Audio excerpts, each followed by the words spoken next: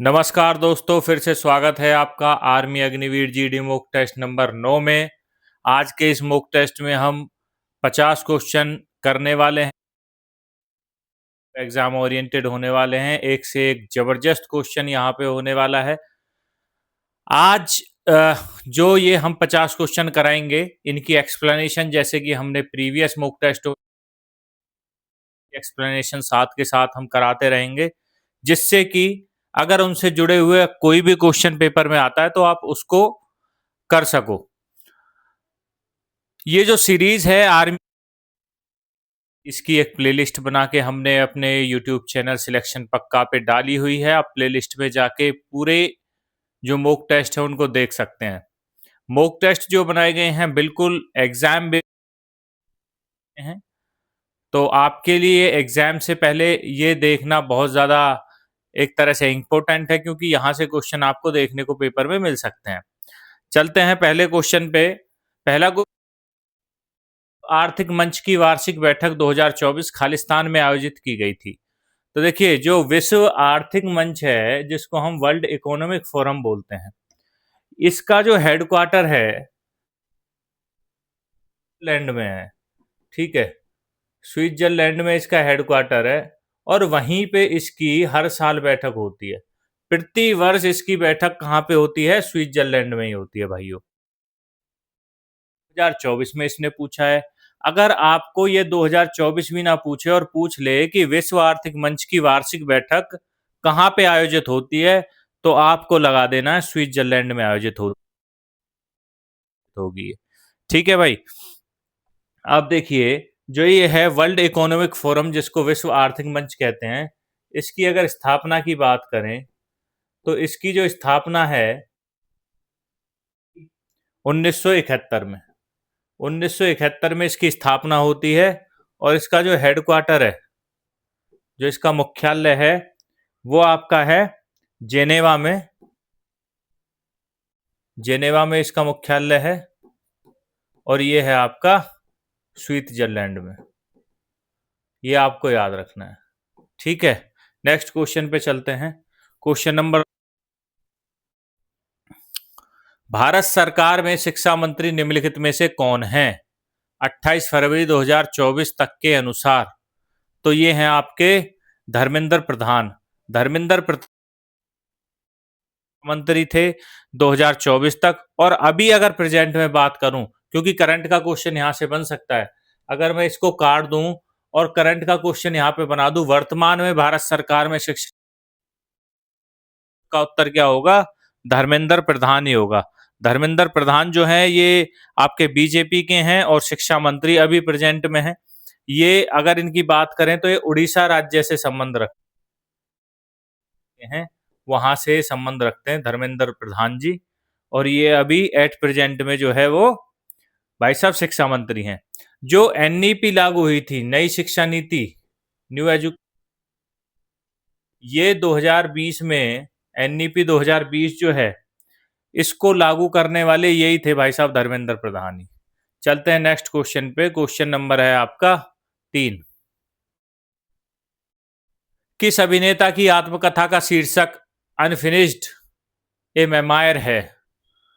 Option आपको दिए हुए हैं आलिया भट्ट, दीपिका पादुकोण, प्रियंका चोपड़ा, कैटरीना कैफ। चोपड़ा। प्रियंका चोपड़ा की आत्मकथा का शीर्षक अनफिनिश्ड ए मेमोयर है। और जो प्रियंका चोपड़ा है, ये बॉलीवुड की एक अच्छी अभिनेता रही हैं। ये जो पुस्तक है इनकी, अनफिनिश्ड ए मेमोयर, ये इन्होंने 2021 में जो है वो लिखी थी, 2021 में लिखी थी है। ये मिस वर्ल्ड भी रह चुकी हैं, 2000 मिस वर्ल्ड ये रह चुकी हैं 2000 में। ठीक है, तो ये भी आपको याद रखना है। नेक्स्ट क्वेश्चन पे चलते हैं। क्वेश्चन नंबर है आपका 4। गंगोत्री ग्लेशियर किस भारतीय राज्य में स्थित है? गंगोत्री ग्लेशियर कहाँ है भाई साहब? सब जा उत्तराखंड राज्य में है आपका गंगोत्री जो ग्लेशियर है वो। ये देखिए गंगा नदी का मुख्य स्रोत माना जाता है इसको। क्या माना जाता है इसको? इसको गंगा नदी माना जाता है। ठीक है, गंगा नदी का मुख्य स्रोत जो है वो गंगोत्री ग्लेशियर को माना जाता है। ठीक है, ये पहला पॉइंट है इसका। अगर हम बात करें कि गंगा नदी का जो उद्गम है, गंगा नदी का उद्गम वो किसे माना जाता है? उद्गम जो है वो किसे माना जाता है?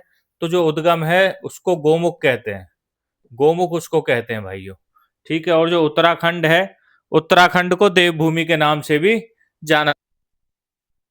Next question number 3, question number 5। Question number 5 देखेंगे। 2011 की जनगणना के अनुसार निम्नलिखित में से किस राज्य में सबसे बड़ी 2011 की जनगणना की बात करें तो सबसे ज्यादा ग्रामीण जनसंख्या जो है वो है आपकी उत्तर प्रदेश में। देखिए उत्तर प्रदेश एकमात्र ऐसा राज्य है जिसमें भारत की सबसे अधिक जनसंख्या वाला राज्य है ये। ठीक है, ये क्वेश्चन भी पेपर में पूछ लिया जा सकता है। सबसे अधिक जनसंख्या वाला राज्य कौन सा है? वो आपका उत्तर प्रदेश ही है। ठीक है, पहला पॉइंट ये बन गया। दूसरा जो क्वेश्चन में पूछा है कि भाई साहब किस राज्य में सबसे बड़ी ग्रामीण जनसंख्या है, तो ग्रामीण जनसंख्या भी किसमें है? ठीक है, अगर हम जनगणना की बात करें जो 2011 में जनगणना हुई थी ना, ये भारत की भाई साहब 15वीं जनगणना थी। और अभी जो जनगणना है वो चल रही है हमारी 16वीं जनगणना। वैसे तो हर 10 साल में जनगणना होती है, बट 2021 में होनी थी, कोरोना की वजह से अभी तक नहीं हुई। क्वेश्चन नंबर 6 पे चलते हैं। जलियांवाला बाग हत्याकांड भारत के किस शहर में हुआ था? तो जलियांवाला बाग हत्याकांड होता है आपका अमृतसर में। ठीक है, कब होता है? पहला क्वेश्चन जनरेट होता है, कब होता है? तो 13 अप्रैल 1919 को जलियांवाला बाग हत्याकांड होता है भाई साहब। इसमें होता क्या है, जो जनरल डायर थे, अंग्रेजी जो अधिकारी थे, उन्होंने निहत्था आदेश दे दिया था। ठीक है, और यह घटना भारतीय स्वतंत्रता आंदोलन का एक महत्वपूर्ण मोड़ यहां से बन गई थी। ठीक है, वहां पे क्या है, रोल्ट एक्ट जो पास किया गया था उसके खिलाफ लोग जो है वो इकट्ठे हुए थे, और अंग्रेजी जो अधिकारी था जनरल डायर, उसने वहां पे गोली चलाने का जो है वो आदेश दे दिया था। ठीक है, तो ये क्वेश्चन पूछ लिया जाता है जलियांवाला बाग हत्याकांड कब 19 में हुआ, किसके विरोध में लोग इकट्ठा हुए थे? तो रोलेट एक्ट के विरोध में लोग जो है वो इकट्ठा हुए थे। ये भी आपको रोलेट एक्ट के विरोध में।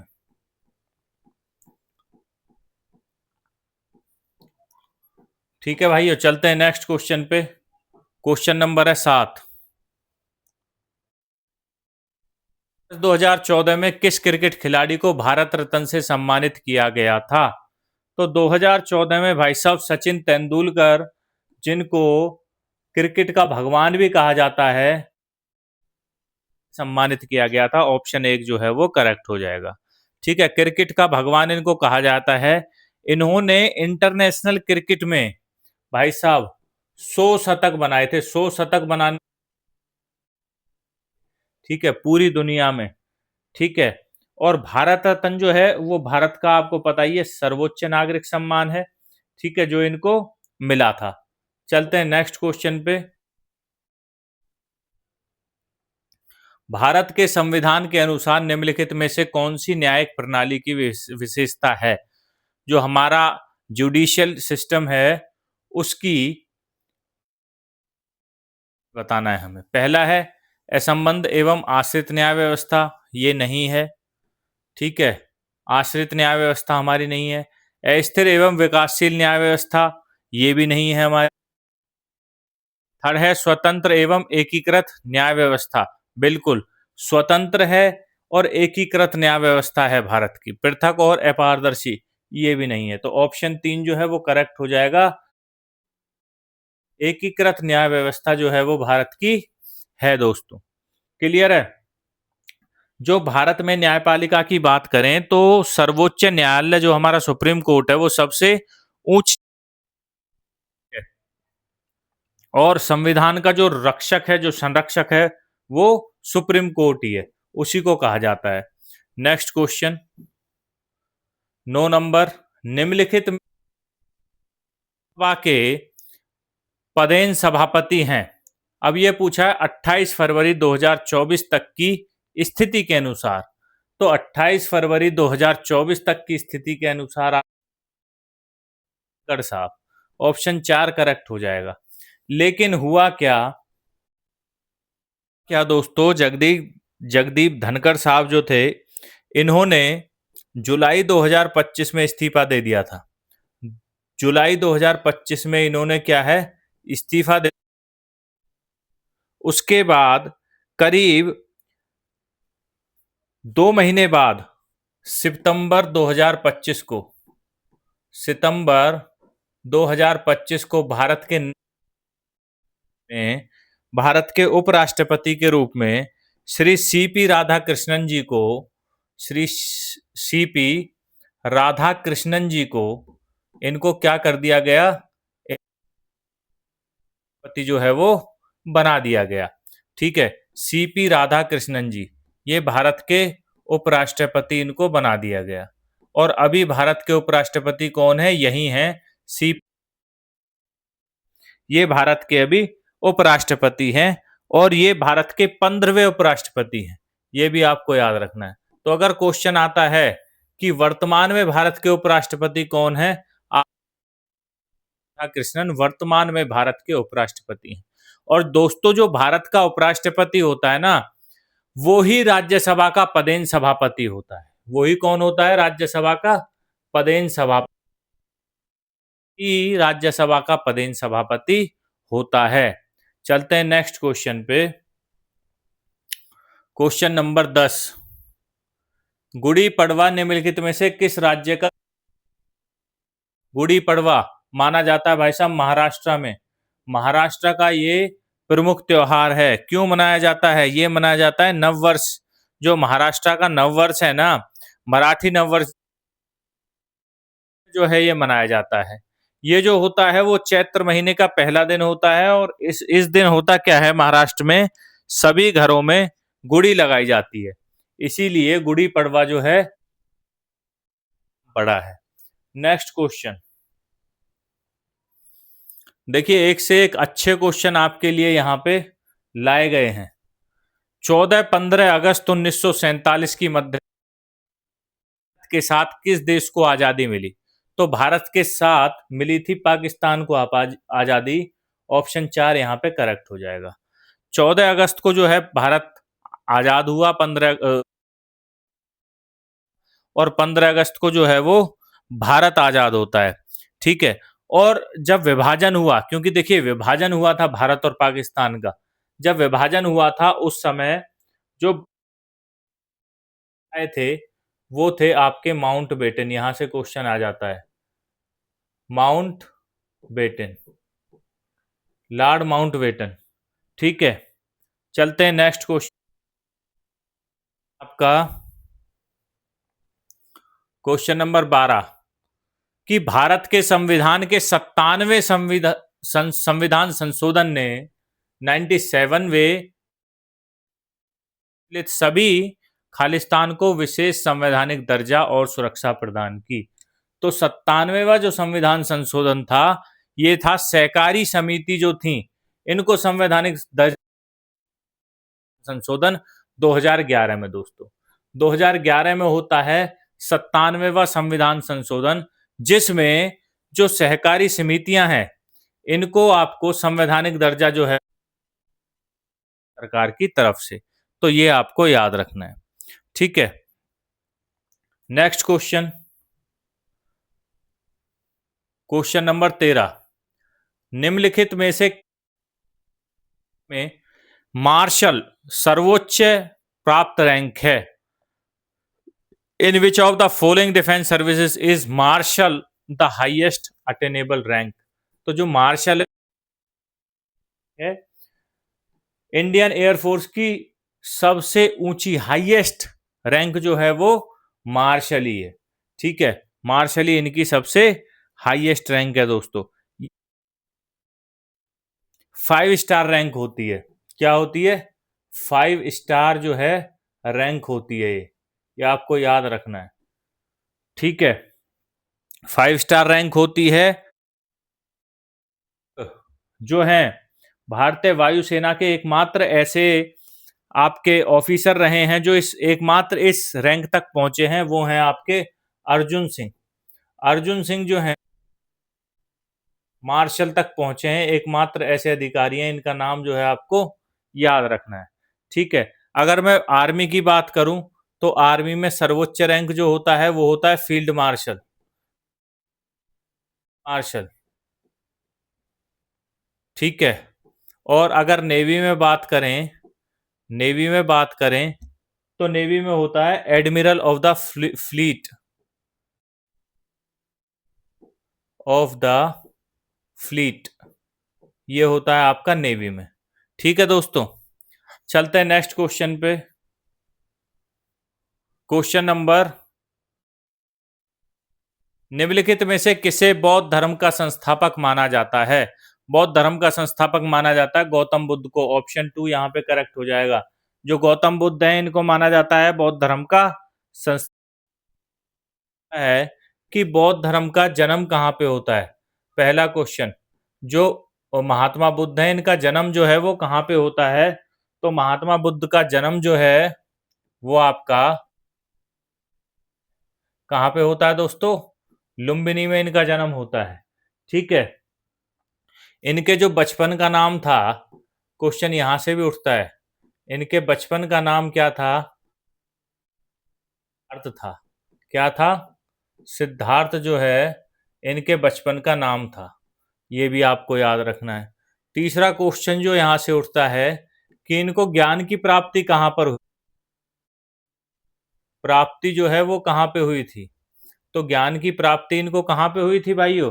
ज्ञान की प्राप्ति इनको होती है बोध गया में। कहां पे होती है? बोध गया में इनको ज्ञान की प्रवचन होता है कि पहली बौद्ध संगति कहां पे होती है?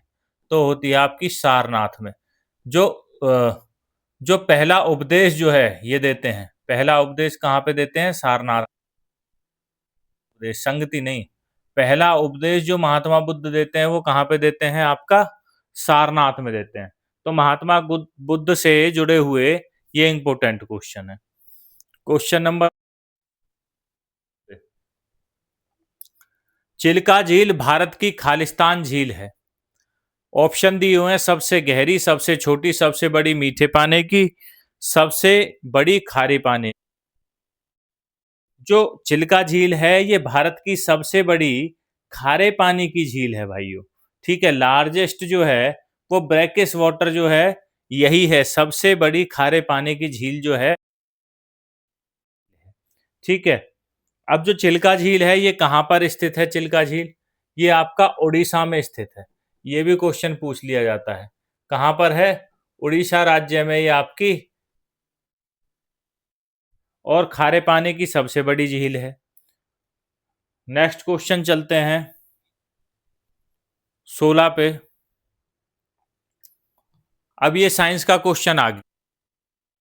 8 पावर रेटिंग वाले एक विद्युत ओवन में 200 वोल्ट का वोल्टता प्राप्त होता है। ओवन में प्रभावित धारा कितनी होगी? तो देखिए, पावर इन्होंने दे कितनी? 1000 वाट। उसके बाद इन्होंने वोल्टेज दे दी कितनी? 200 वोल्ट।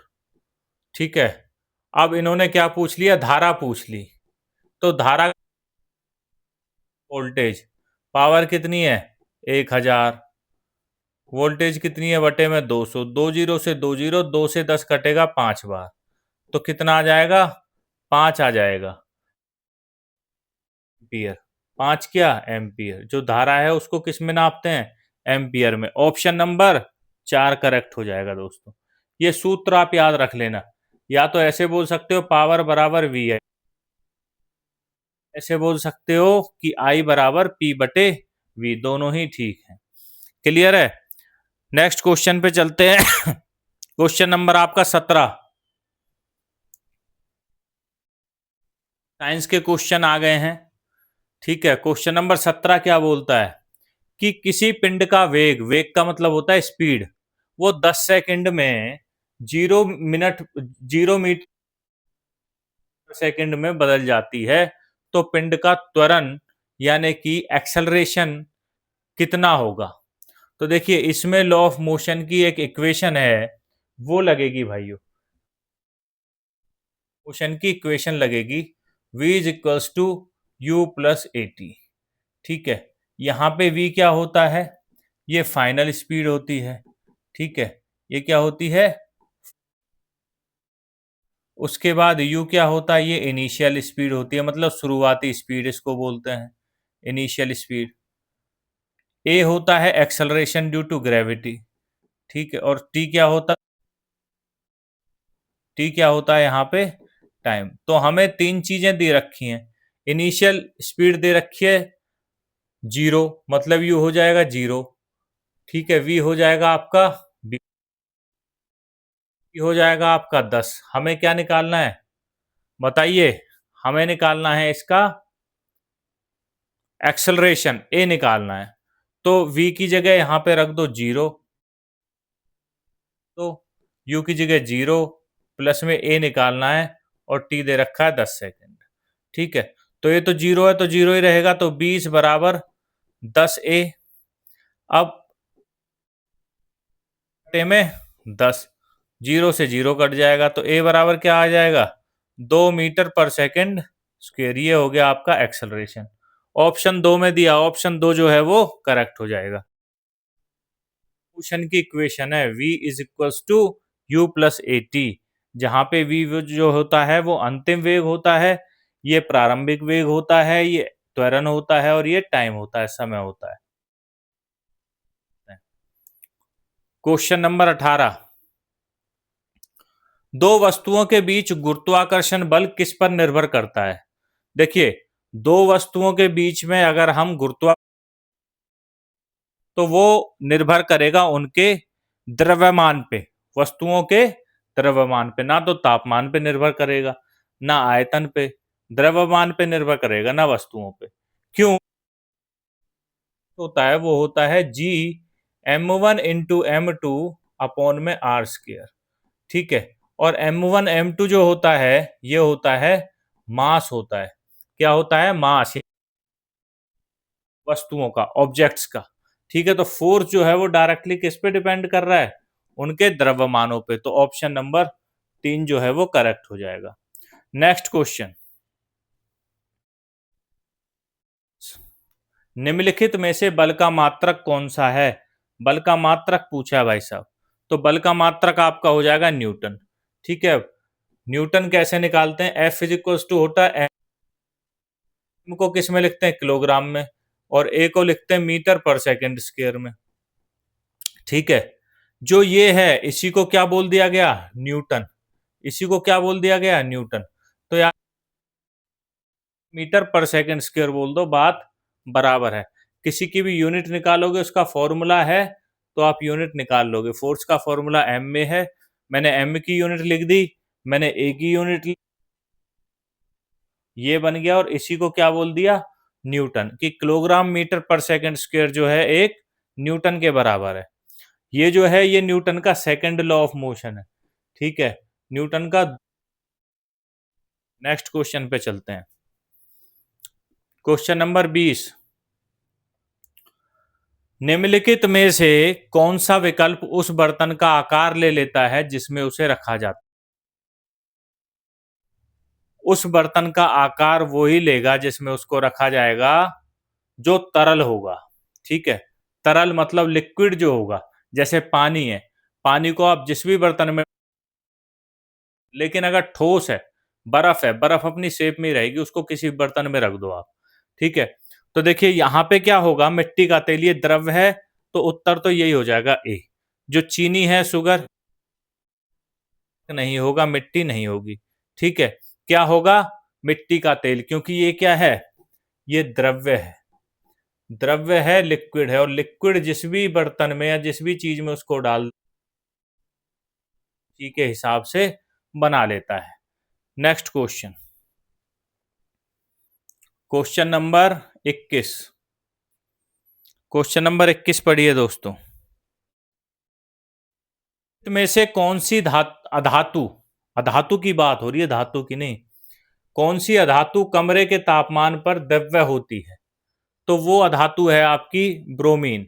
ब्रोमीन तो है जो कमरे के तापमान पर भी लिक्विड अवस्था में रहती है भाइयों। ठीक है, अगर मैं धातु की बात करूं, ये तो हो गया अधातु। अगर मैं ऐसी धातु की बात करूं तो वो धातु है मरकरी धातु है, जिसको पारा कहते हैं।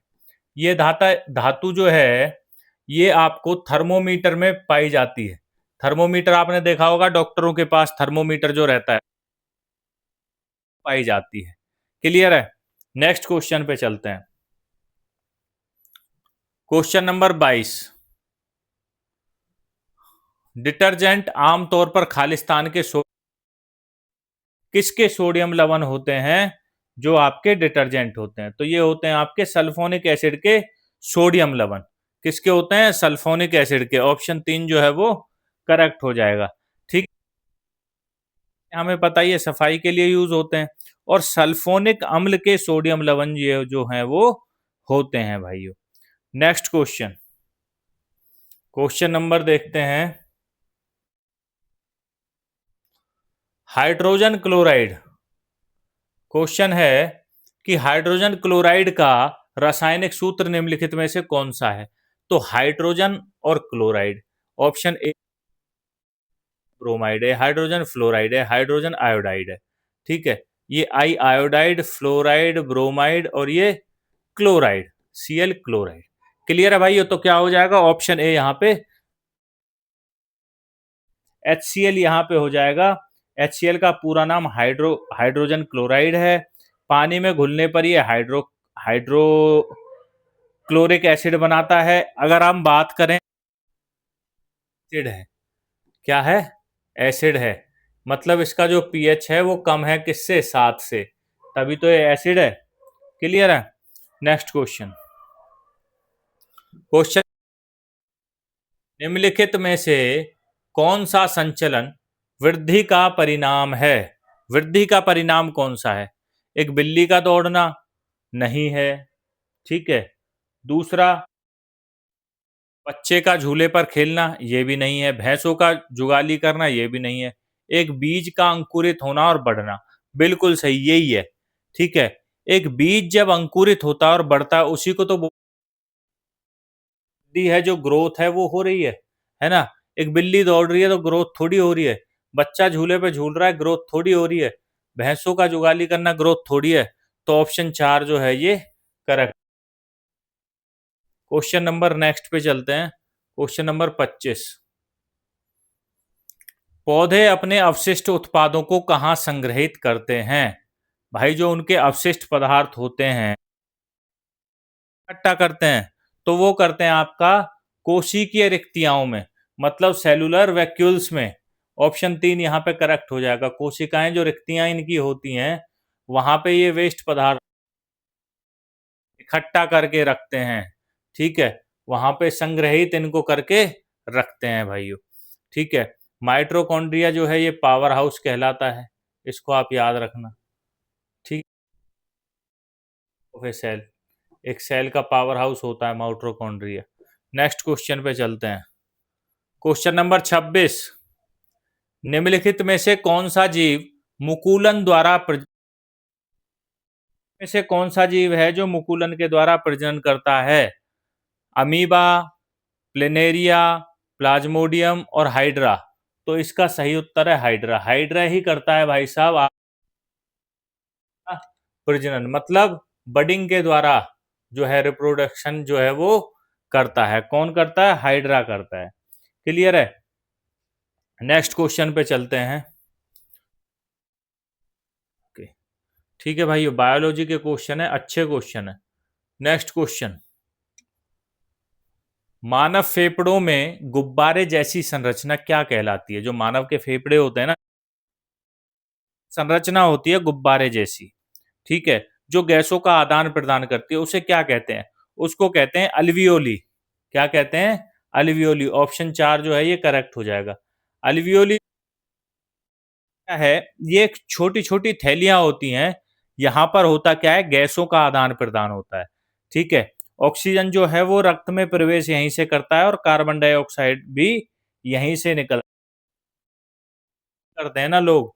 स्मोकिंग जो करते हैं, वो जो स्मोकिंग है, धूम्रपान है, वो इसी को इफेक्ट करती है। और जब इसको इफेक्ट करती है तो सांस लेने में प्रॉब्लम आती है और सांस हो जाती है। क्या हो जाती है? सांस की बीमारी यहाँ पे हो जाती है भाइयों, ठीक है, क्योंकि इसी को ब्लॉक करती है स्मोकिंग। और इसको ब्लॉक करेगी तो जो गैसों का आदान प्रदान है वो रुक। क्वेश्चन 28, निम्नलिखित में से कौन सा जीव अनेक कोशिकाओं से बना होता है? अनेक कोशिकाओं से बना कोशिकीय जीव कौन सा है? तो बहुकोशिकीय जीव, पैरामीशियम नहीं है, क्लेमाइडोमाइनस नहीं है, कवक, फंगी। फंगस जो है वो आपका अनेक कोशिकीय हुआ है, बहुकोशिकीय जीव है। बैक्टीरिया भी बहुकोशिकीय जीव नहीं है, तो सही उत्तर हो जाएगा ऑप्शन 3। यह एक बहुकोशिकीय जीव है, ठीक है। मशरूम इसका एक उदाहरण है। मशरूम जो है वो कवक का या फंगस का, फंगी का जो है एक महत्वपूर्ण उदाहरण है, ठीक है। नेक्स्ट क्वेश्चन चलते हैं। क्वेश्चन नंबर है आपका कि ऑक्सीजन का उपयोग करके पायरुवेट का विखंडन कहाँ होता है? ठीक है, ऑक्सीजन का उपयोग करके जो पायरुवेट है उसका ब्रेकडाउन हुए हैं। माइटोकॉन्ड्रिया, गोल्गी कॉम्प्लेक्स, अंतर्देव जालिका या राइबोसोम्स। तो भाई साहब जो पायरुवेट है उसका विखंडन आपका माइटोकॉन्ड्रिया में होता है, ठीक है। पायरुवेट का विखंडन होता है आपका माइटोकॉन्ड्रिया में, और माइटोकॉन्ड्रिया का कोशिका का पावर हाउस कहा जाता है, ठीक है। पावर हाउस कहा जाता है, कोशिका का पावर हाउस किसे कहा जाता है? कहा जाता है, ठीक है। नेक्स्ट क्वेश्चन चलते हैं। क्वेश्चन नंबर 30, निम्नलिखित में से कौन सा अंग शुक्राणु पैदा करता है, उत्पन्न करता है? शुक्राणु कौन उत्पन्न करेगा? तो शुक्राणु जो है वो टेस्टिस, जिसको वृषण कहते हैं, ठीक है, जो आपके मेल रिप्रोडक्टिव सिस्टम का भाग होता है, ठीक है। नर जो होता है उसका भाग होता है। तो वृषण जो है शुक्राणु का जो निर्माण है वो कहाँ पे होता है? यहीं पे होता है, टेस्टिस में। और टेस्टोस्टेरोन हार्मोन जो है वो भी यहीं पे बनता है, टेस्टिस में ही बनता है। अगर मैं स्त्रियों की,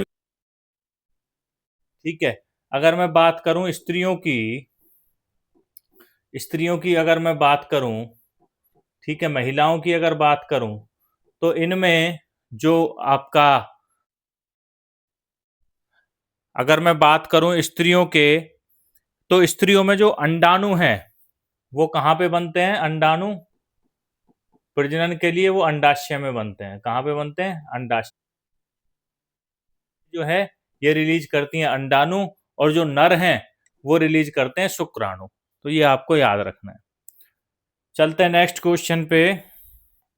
क्वेश्चन 31, गणित के सवाल आगे भाई साहब। 1 2 3 4 5 का औसत कितना होगा?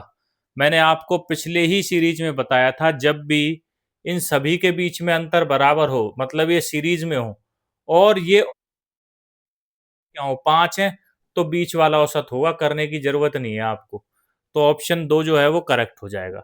लेकिन फिर भी मैं आपको करके दिखा देता हूँ। 1 + 2 + 3 + 4 + 5 और बटे में कितना है? 5 संख्या है तो 5, यही होता है औसत। इसी को औसत बोलते हैं, कुल जोड़ जमा में कुल संख्या।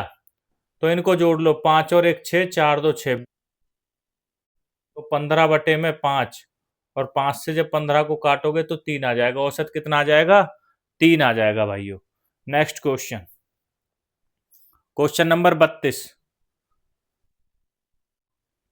बोलता है, वह सबसे बड़ी संख्या ज्ञात कीजिए जो 24 और 36 में से प्रत्येक को पूर्णतः विभाजित करती है। इसका मतलब मुझे चाहिए इसका HCF, महत्तम समावर्तक चाहिए। तो महत्तम समावर्तक के लिए इसको 2 से काटो, सीधा इसको आप किससे काटो? 12 से। 12, ठीक है, तो 12 से ये दोनों कट रहे हैं, तो 12 क्या आ जाएगा? इसका HCF आ जाएगा, महत्तम समावर्तक। तो वो है संख्या 12 ही है जिससे ये पूरा पूरा कट जाएगा। इसको अगर चाहते हो तो 2-2 से भी आप काट सकते हो। 2 से 12 बार, ये 18 बार। 2 से काटोगे 6 बार, ये 9 बार। 3 से काटोगे 2 बार, ये 3 बार। तो 3 भी महत्तम समावर्तक कितना आएगा? 12 ही आएगा। ठीक है भाइयों, तो इसका उत्तर हो जाएगा ऑप्शन 2। क्वेश्चन नंबर 33 दीजिए, बोर्ड मास पे डिपेंड क्वेश्चन है। भाई देखो, पहले जोड़ लो, है ना, या घटा लो, कोई दिक्कत नहीं है। 35 और 15, 50 में से एक गए तो 49 ऊपर आ जाएगा, एक 7 नीचे आ जाएगा। तो 7 से 49 कटा कितनी बार? 7 बार। उत्तर कितना आ जाएगा? 7। ऑप्शन 3 जो है करेक्ट हो जाएगा। ठीक है, बोर्ड मास का फॉर्मूला यहां कि सबसे पहले क्या होता है, क्या खुलता है? ब्रैकेट, फिर ऑफ, फिर डिवीजन मतलब भाग, फिर गुणा, फिर जमा और फिर घटा। घटा का नंबर सबसे बाद में आता है।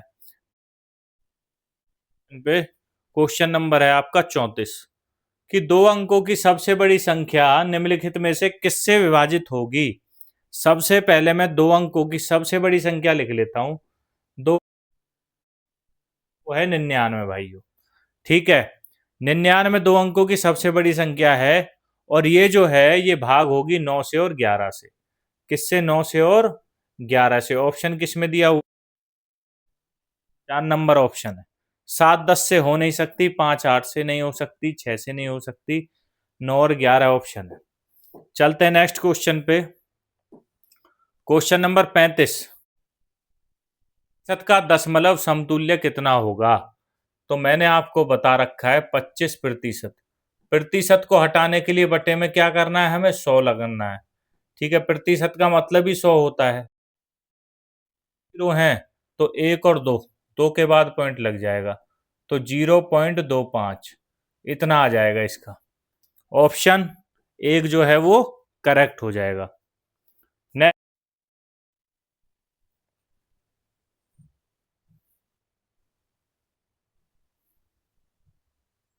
क्वेश्चन नंबर 36, अच्छा क्वेश्चन है। लंबा और 50 मीटर चौड़ा है, इसकी लंबाई और चौड़ाई का अनुपात बताओ। ठीक है, लंबाई चौड़ाई का अनुपात कितनी है? 100 मीटर। अनुपात में चौड़ाई कितनी है? 50 मीटर। यही है। अब मीटर से मीटर कटेगा, 0 से 0 कटेगा, 5 से 10 2 बार कटेगा। एक जो है लंबाई और चौड़ाई का अनुपात आ जाएगा। ऑप्शन 2 जो है वो करेक्ट हो जाएगा भाइयों। ठीक है, चलते हैं क्वेश्चन नंबर आपका 37 पे। क्वेश्चन नंबर 37 देखिए, वार्षिक दर पर 1300 पर 10 वर्षों में साधारण ब्याज 650 प्राप्त होता है। वैसे तो इसको देखते ही मैं बता दूंगा इसका उत्तर 5% है। क्यों? 650 ब्याज मुझे मिल रहा है, मतलब 50%। 10 वर्षों में मिल रहा है तो 50/10 5% की दर रही होगी, अगर मैं इस तरह से सोचूं। लेकिन मैं इसको सूत्र से कराऊंगा आपको कि साधारण मूलधन गुणा दर गुणा समय और बटे में होता है 100, है ना भाइयों? इससे करेंगे। ब्याज कितना मिला है? 650 मिला है, 1300 है। दर हमें निकालनी है, समय कितना है? 10 है, और बटे में 100 है। तो 10 से 10 और 10 से 10, तो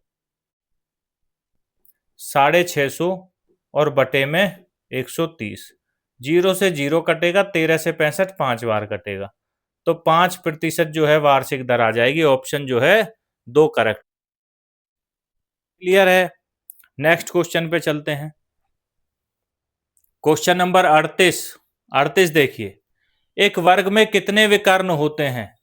तो वर्ग में कितने विकर्ण होंगे भाइयों? एक ये और एक ये। एक वर्ग जो भी होता है, ABCD मान लो एक वर्ग है, तो इसमें विकर्ण होंगे आपका AC और BD, ये 2 ही विकर्ण होंगे इसमें। ठीक, विकर्ण होते हैं। ऑप्शन नंबर 3 करेक्ट हो जाएगा। चलते हैं नेक्स्ट क्वेश्चन पे। क्वेश्चन नंबर 39, प्रथम 5 संघ प्राकृतिक संख्या, the average of first 5 even natural numbers. ठीक है भाइयों, इवन नेचुरल नंबर्स की बात यहां पे हो रही है। बताइए कितना होगा? देखिए, इवन नंबर्स लूं तो वो होंगे 2, 4, 6, 8 और 10। ठीक है, और इनका मुझे औसत पूछा है, तो 5 है, 5 संख्या है ना, और सभी का अंतर कितना है? 2 2 का अंतर है, तो औसत बीच वाली संख्या हो जाती है, तो आंसर 2 जो है वो हो जाएगा, है ना।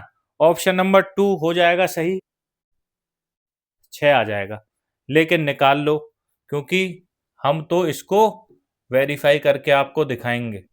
सभी को जोड़ लो भाइयों, और डिवाइड किससे कर दो? 5 से। जोड़ोगे क्या? यही तो औसत होता है। जोड़ोगे कैसे? 10 तो ये हो गया, 8 और 2 10 20, और 6 और 4 10 30। 30 बटे में 5 और 5, तो 6 आ जाएगा इनका औसत। जोड़ने का तरीका यही है। क्लियर है? नेक्स्ट क्वेश्चन, क्वेश्चन नंबर 40, 1/8 जमा 2/, ना होगा, तो इसका सरलीकरण जो है लघुत्तम 8 आ जाएगा, 1 जमा में 2 ऊपर रहेगा, 3/8 इसका उत्तर आ जाएगा। ऑप्शन 2 जो है वो करेक्ट हो जाएगा। जो है आते हैं आपके पेपर में, अगर नीचे आपको सेम मिल जाए, ऊपर वालों को जोड़ दो बस, और नीचे सेम लिख दो। 2 और 1 3 बटे में 8। नेक्स्ट क्वेश्चन बोलता है कि एक बैग में 160 हरी और लाल गेंदों में से 40% हरी गेंदें हैं, तो बैग में लाल गेंदों की संख्या ज्ञात करो। तो कुल जो गेंदें हैं, कुल गेंदें जो लाल जमा में हरी हैं, वो कितनी है? वो 160 दी हुई हैं। लाल जमा में हरी 160 गेंदें हैं भाई साहब। प्राय 40% गेंदें जो हैं वो हरी हैं, तो लाल गेंदें कितनी होंगी भाई? लाल गेंदें होंगी 60%, है ना। या आप ऐसे कर लो, हरी गेंदें कितनी है? 40, तो 160 गुना में 40% के लिए बटे में 100 कर दो। 10 से 10, 10 से 10, 16 चौके 64। 64 गेंदें कौन सी हैं? हरी। अब उसने लाल पूछा है, तो लाल टोटल 160 हैं, इनमें से 64 जो हैं वो हरी हैं, तो लाल कितनी बचेंगी? 96 गेंदें। कितनी बचेंगी? 96 गेंदें। ठीक है, बिल्कुल बेसिक तरीके से करा रहा हूं। वो बता कि भाई 40% हरी हैं, तो 60% लाल होंगी, तो 160 का 60% निकाल लेता। प्रतिशत के लिए बटे में 100, 0 से 0, 0 से 0, 16 गेंदें जो हैं वो लाल होंगी। ठीक है, रेड होंगी। ऑप्शन 2 जो है करेक्ट हो जाएगा। क्लियर है भाइयों? क्वेश्चन नंबर चलते हैं आपका 42 पे। क्वेश्चन 4 बराबर 6:8 हो तो x का मान कितना होगा? ठीक है, तो x अनुपात 4 अनुपात का मतलब बटे में, 6:8 इसका मतलब बटे में। अब देखिए, तो x बराबर हो जाएगा 6/8 और गुना में 4। 4 गुना में चला जाएगा, 4 से 8 को काटोगे 2 बार, और 2 से 6 को काटोगे 3 बार। x की वैल्यू जो है वो 3x की वैल्यू आ जाएगी। ऑप्शन नंबर 2 जो है करेक्ट हो जाएगा। ठीक है, x की वैल्यू क्या है, 3 आ जाएगी यहाँ पे। नेक्स्ट चलते हैं क्वेश्चन नंबर 43।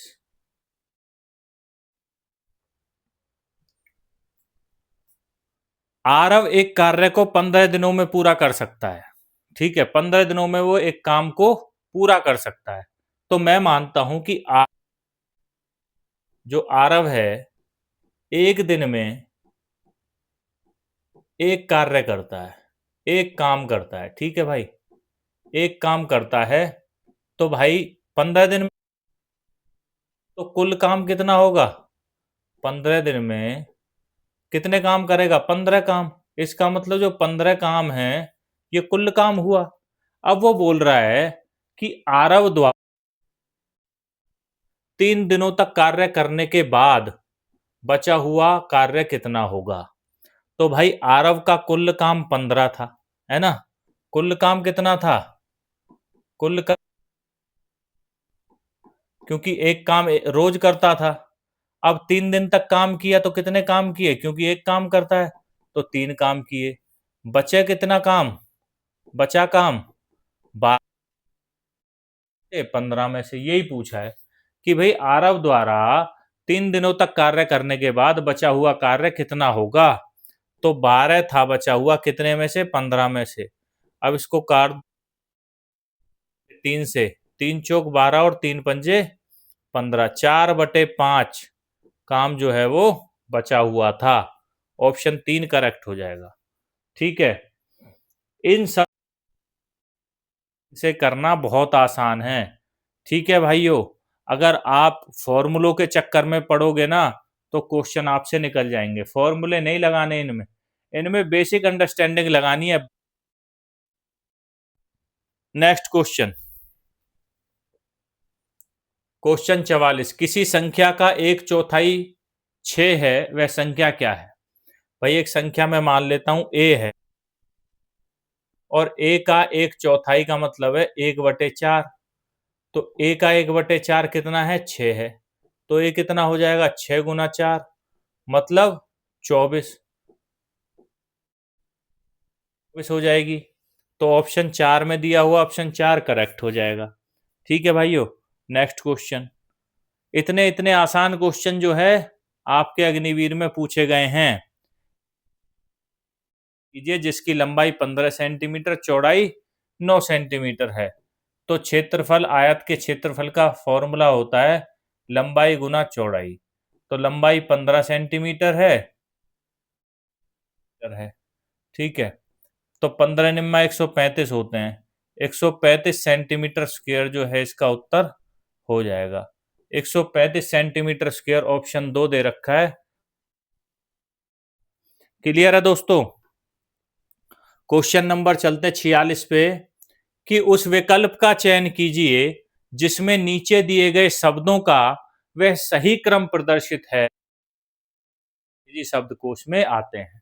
ठीक है, अब देखिए, ये जो जी है ये आता है 7 पे, डी आता है 4 पे, टी आता है 20 पे, और ये आता है 22 पे। तो सबसे पहले आएगा, ठीक है, सबसे पहले क्या आएगा, ड्रेन, है ना। तो सबसे पहले आ जाएगा ड्रेन, मतलब 2 आ जाएगा। ठीक है, उसके बाद आएगा आपका ग्लेर, ये ये ये आ गया। फिर ग्लेयर यानी कि 1 आ जाएगा। फिर आएगा टिमिड, मतलब कि 3 आ जाएगा। और फिर वोकल आएगा, मतलब कि 4 आ जाएगा। तो 2 1 3 4, ऑप्शन 2 जो है ये देख लेते हैं। इंग्लिश अल्फाबेट का मतलब है ABCD। तो सबसे पहले डी आएगा, फिर आपका जी आएगा, फिर आपका टी आएगा, और उसके बाद वी आएगा। नेक्स्ट क्वेश्चन पे चलते हैं। ऐसे क्वेश्चन हमने पेपरों में भी दबा के किए हुए हैं भाइयों। नेक्स्ट क्वेश्चन, एक असेंबली में खड़े 32 विद्यार्थी, एक असेंबली हो रही है, उसमें 32 विद्यार्थियों की पंक्ति है, और पंक्ति में जो सर्वी में आगे से 9वें स्थान पर है, पंक्ति के अंत से उसका स्थान क्या होगा। अब आप एक चीज सोचिए, एक लाइन में 32 बंदे खड़े हैं, 32 विद्यार्थी खड़े हैं। ठीक है,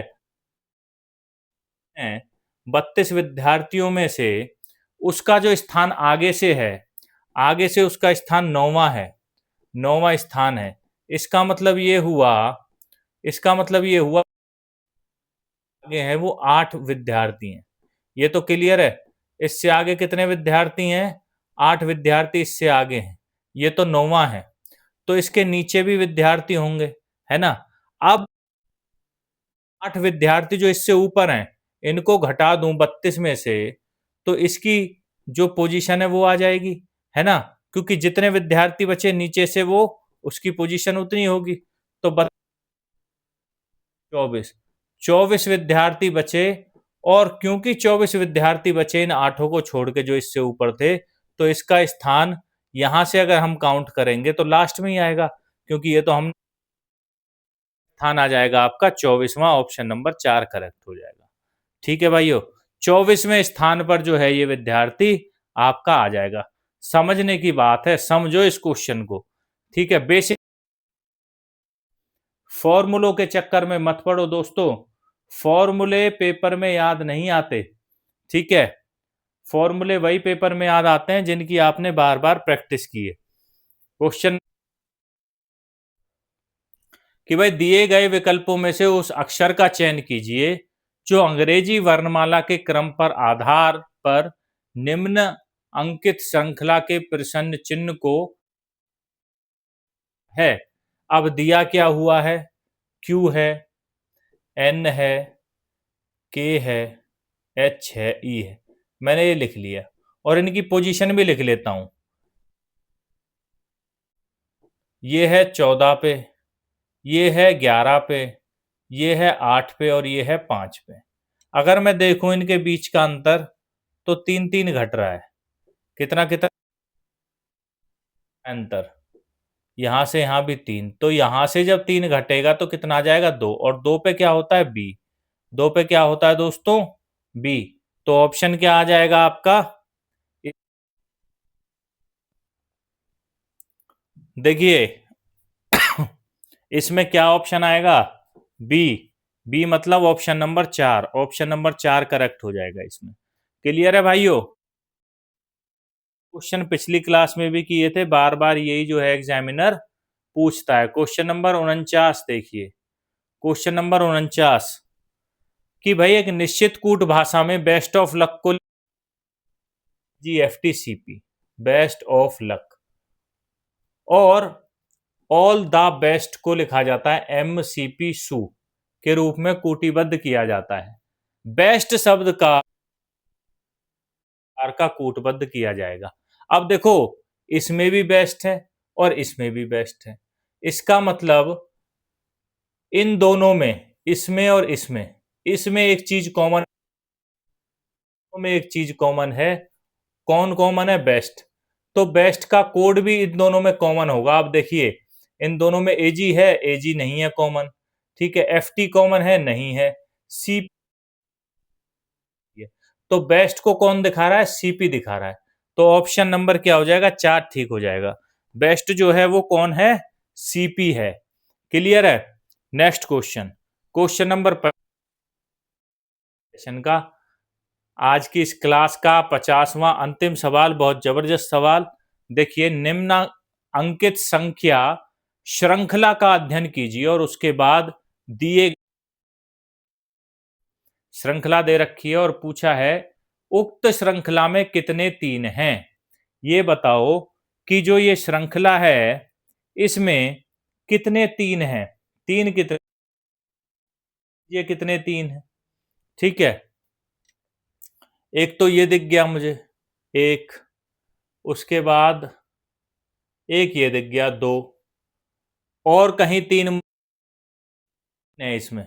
ठीक है, तो उत्तर हो जाएगा ऑप्शन नंबर 1। कितने हैं? 2 हैं भाइयों। ठीक है, तो ये थे आज की हमारी क्लास के 50 क्वेश्चंस, जो टेस्ट नंबर 9 के 50 क्वेश्चन थे। सारे एक से एक जबरदस्त और बेहतरीन क्वेश्चन जो हैं आपको कराए गए हैं विद एक्सप्लेनेशन। तो आप हमारे सिलेक्शन पक्का यूट्यूब चैनल से जुड़े रहें और दोस्तों को सिलेक्शन पक्का यूट्यूब चैनल जो है वो शेयर जरूर करें, क्योंकि यहाँ पे आपको करवाई जाएगी अग्निवीर की जबरदस्त तैयारी, वो भी मॉक टेस्टों के साथ। और पूरे जिन भी बच्चों का पेपर अभी आ रहा है, ठीक है, नेक्स्ट महीने में पेपर है, स्टार्टिंग में ही शुरू हो जाएगा जून में। वो बच्चे army Agniveer GD mock test की जो सीरीज को देख के पेपर देना जरूर जाएं भाइयों। ठीक है, अगर आप इसके सारे क्वेश्चनों को देख के पेपर देने जाओगे, आपको पता चलेगा यहाँ से क्वेश्चन जो है वो पेपर में फंसे हैं। के लिए आज का सेशन यहीं तक। जुड़े रहिए हमारे साथ, चैनल को लाइक करें, सब्सक्राइब करें और अपने दोस्तों के साथ शेयर करना बिल्कुल ना भूलें।